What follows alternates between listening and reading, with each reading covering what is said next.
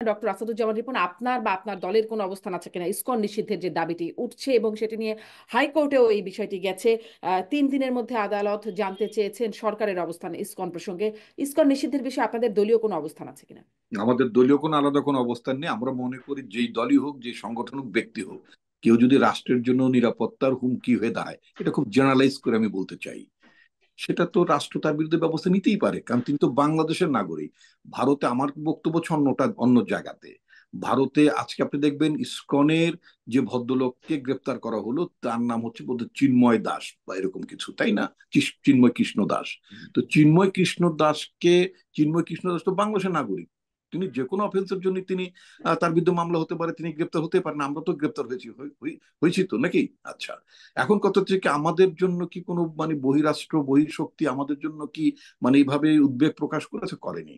ভারতে কি আপনার অনেক মানে আপনার কি অ্যাক্টিভিস্ট, মানে সেটা মুসলিম অ্যাক্টিভিস্টের কথাই যদি বলি, তারাও তো গ্রেপ্তার হন। সেখানে কি অন্যান্য রাষ্ট্র কি তাদের জন্য উদ্বেগ প্রকাশ করে? কারণ এটা যখন আমাদের বাংলাদেশের কোনো প্রসঙ্গে গ্রেপ্তার নিয়ে বা রাজনৈতিক অস্তিত্ব নিয়ে যখন ভারতের সরকারকে প্রশ্ন করা হতো, তাদের ফরেন অফিসের স্পোক্স পার্সন বলতেন এটা বাংলাদেশের অভ্যন্তরীণ বিষয়। তারা বলতেন, তারা কিন্তু সেখানে কোনো উদ্বেগ প্রকাশ করতেন না। আমাদের নেত্রী বেগম খালেদা জিয়াও তো গ্রেপ্তার হয়েছিলেন, বড় বড় নেতারাও অনেক সময় গ্রেপ্তার হয়েছিলেন, হয়েছেন তো নাকি?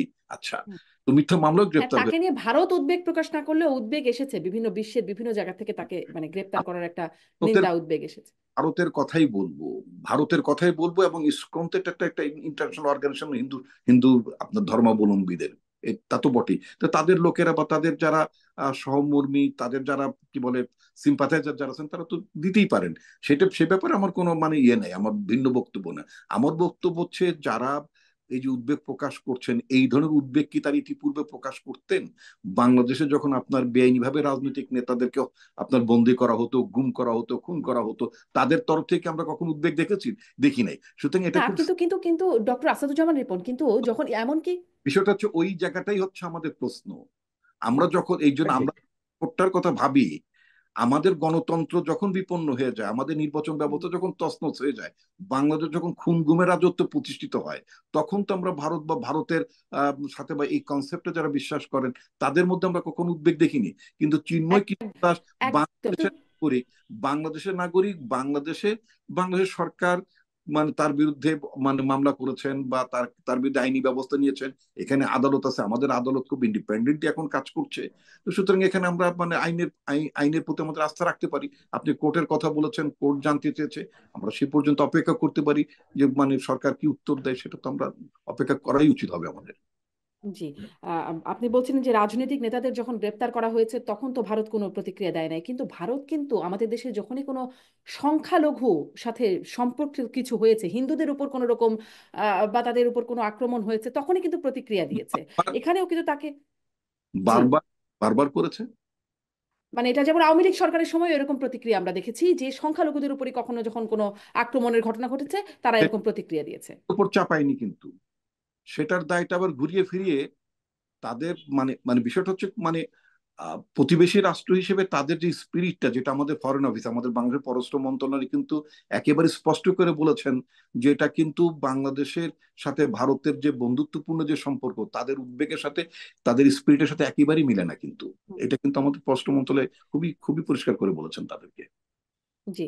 আপনি কি কোনো মানে সাম্প্রদায়িক কোনো সম্প্রীতি নষ্টের কোনো আশঙ্কা দেখেন এই পরিস্থিতি আমি বা এই আমি হুমকি ধামকি? মনে করি বাংলাদেশের মানুষ অত্যন্ত ধর্ম সহিষ্ণু একটি রাষ্ট্র। যেমন আপনি দেখবেন যে আমাদের একজন মানে লয়ারকে মানে আপনার যেভাবে নৃশংসভাবে কুপিয়ে মারলো তারা, হুম। তাই না? আমাদের বা মুসলমানদের উপাসনালয় হিসেবে আমি মসজিদের কথা বলি, একটা মসজিদে আক্রমণ হলো, তারপরে কি বাংলাদেশকে আপনি শান্ত দেখেন নাই? বাংলাদেশের মানুষকে শান্ত দেখেননি? আপনার কি কখনো এত কিছুর পরে, কেন আমরা তো জানি যে এখানে একটা কনস্পিরেসি হচ্ছে। কনস্পিরেসিটা হচ্ছে আমাদের আমাদের রাষ্ট্রকে ডিস্টেবিলাইজ করা। কনস্পিরেসি হচ্ছে আমাদের সরকারকে উৎখাত করা, সোজা কথা। চট করে কারুর আশার সাথে ঘটনার মিল আছে তো। সুতরাং আমাদের জনগণ তো অত্যন্ত আপনার কি বলে মানে মানে আপনার সহিষ্ণু জাতি আমরা। আমরা তো তাদের মানে ষড়যন্ত্রে মানে আমাদের জনগণ ফাঁদে পা দেবে না। সুতরাং এখানে আমি কোনো সাম্প্রদায়িক সম্প্রীতি নষ্ট হওয়ার আমি কোনো আশঙ্কাই দেখি না। আমি বারবার আমি আমার দলের তরফ থেকে বলেছি, অন্যরাও বলেছেন, সেটা বলছে আমরা সমস্ত দল ধর্ম নির্বিশেষে আমরা সবাইকে শান্ত থাকতে বলেছি, ধৈর্য ধারণ করতে বলেছি, এবং আমাদের রাষ্ট্রের বিরুদ্ধে একটা ষড়যন্ত্র হচ্ছে, সেখানে আমরা কোনো ষড়যন্ত্রে কোনো মানে আপনার চক্রান্তে বা উস্কানিতে আমরা মানে পা দিতে না করেছি আমরা। এবং স্পষ্ট। ডক্টর আসাদুজ্জামান রিপন, আসছি আপনার কাছে আবার আমি। জনগণ সেটা বিশ্বাস রেখে জনগণ কিন্তু খুবই পজিটিভলি আছেন।